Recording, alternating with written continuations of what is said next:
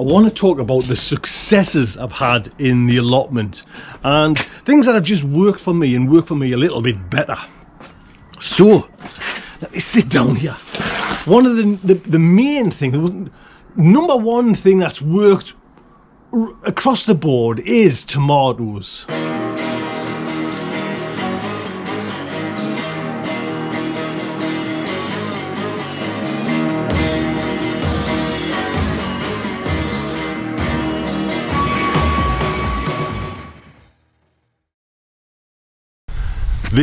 This here, those little two there, tomatoes, they might not look much, but they are some extreme weather grown tomatoes. So I planted the plant in October, they flowered and fruited in November, and then right at the end of December I pulled them and they've turned now into kind of lovely little tomatoes. So, and there's only two, so it'll only make a sandwich, but that to me is the first success. Look at them, man. Oh, fantastic.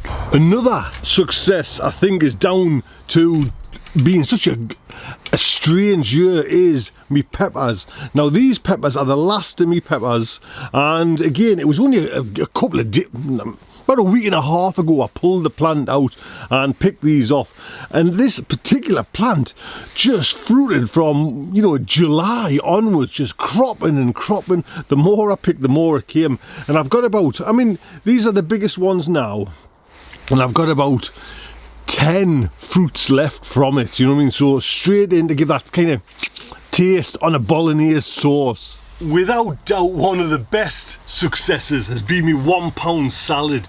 £1, and I've just come and picked when I like. I mean, I'm only getting little leaves and we're making, you know, like sandwiches out of them. There's nothing special, but for £1 they have just been, what, it's revolutionised the way I'm going to do me salad. Next year I'm just buying this £1 salad, just banging it in any way I can. It just works. I'm going to class as a success as well my potatoes. Now I've got 2 bags there, tubs there should I say, and I've never done it. That's why it's a success for me, because I've never planted in a tub, and it's the way forward, man. It's like I've seen the light, hallelujah. So from now on I'm putting potatoes in tubs, keeping them out of the way. A great way of kind of saving real estate in the allotment, but they worked as well, so well. Now I can understand some folks watching that and saying there's no potatoes in there, Tony, so I'll show you. Look at them, man. Look at them. There you go, eh? Can't get better than that. January. Digging up potatoes in January. But I think, without doubt, my best success this year has been my stored tomatoes, the Jamie Oliver book. I'll show you when we get down home, because I'm going to go down there now. I'll show you. I've got 1 jar left, and the whole raison d'etre to kind of for me tomatoes was to get into January with them, with storing them in this new method, and to get into January. Done that. The last jar of tomatoes, the last one. Oh, so this is the last one. Now I had around about, I think, 8 or 9 of these, and this is to me summer bottled. Do you know what I mean? And I know there's been loads of folks out there who do this, you know, year in year out, and they can stretch it to June almost. But my goal was to get these tomatoes that I picked in July, 6 months to get them, you know, into January, you know, past December, and that's the last one. But the man, this is like the Jamie Oliver. I'll put a link up there, because I do it as well. I go through how to do it. The Jamie Oliver method, the book where he goes to Italy and he meets all the kind of Italian grandmothers, and he does this method where he just basically chops tomatoes, garlic and some basil, puts it, seals the lid, boils it in this jar for about 30 minutes. But the flavour, man, the flavour is unreal. unreal. It's like sweet ass. It's like summer. Do you know what I mean? And that's why I've only got the one left, because the daughter, oh, can I have one of them, Dad? Can I, you know what I mean? So that's it. That's the goal.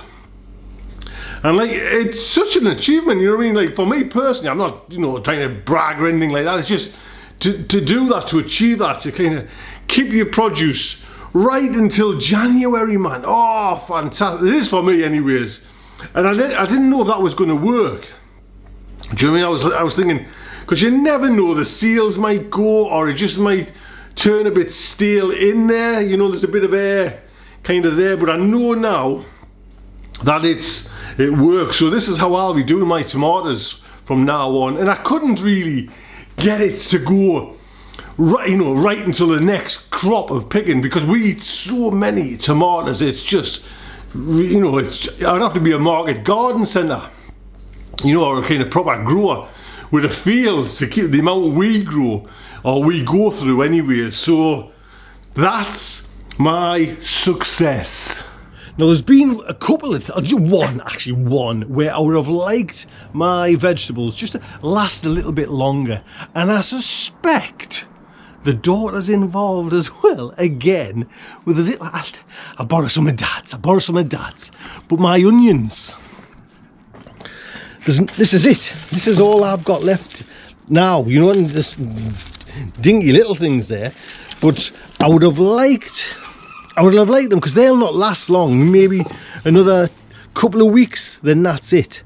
So hopefully next year, or this year should I say, I'll get a bit more and hide the bloody things. So listen, have a fab new year. Do keep watching and you know, come along on this journey of mine, and I hope you enjoyed. Do subscribe, there's a button there, and I will see you in this fantastic 2019 with a whole load of videos. Look after yourselves.